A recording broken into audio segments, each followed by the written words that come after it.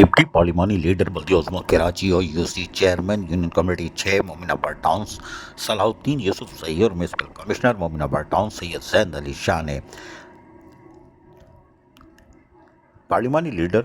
बल्दी उज़्मा कराची असद अमानुल्लाह के साथ मेयर कराची मुर्तज़ा वहाब की हिदायत पर रैन एमरजेंसी प्रोग्राम के तहत Mominabad town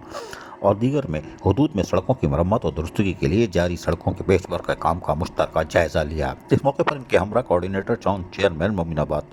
town Mehraj Shah, XEN Rizwan Baloch, अफसरान और अमला भी मौजूद था। इस मौके पर सलाहुद्दीन यूसुफ सही ने बातचीत करते हुए कहा कि आवाम को फौरी रिलीफ की फराहमी मुमकिन बनाने के लिए सहूलियात की फराहमी का अमल हंगामी बुनियादों पर मुकम्मल किया जा रहा है। इस मौके पर बातचीत करते हुए म्यूनसिपल कमिश्नर सैयद जैन अली शाह ने कहा कि तमाम यूनियन कमेटी में मरलावार तामीर व मरम्मत के साथ साथ तज़ीन व आराइश, सफाई सुथराई, रोशनी और दीगर काम जारी है। इन तमाम कामों की तकमील से गली महलों में रिहाइश पजीर अफराद को बेहतर माहौल में असर आ रहा है और मोमिनाबाद टाउन में रिहाइश पजीर अफराद को बल्दियाती वसाइल की फराहमी हमारी जिम्मेदारी है। टाउन इंतजामिया दीगर यूटिलिटी सर्विस फराहम करने वाले इदारों के इश्तराक अमल से तरजीही बुनियादों पर सहूलियात की फराहमी में मसरूफ़ अमल है और यकीनी तौर पर मुशावरत के ज़रिए कामों को अंजाम दिया जा रहा है, जिससे लोगों के मेयार ज़िंदगी को बुलंद किया जा रहा है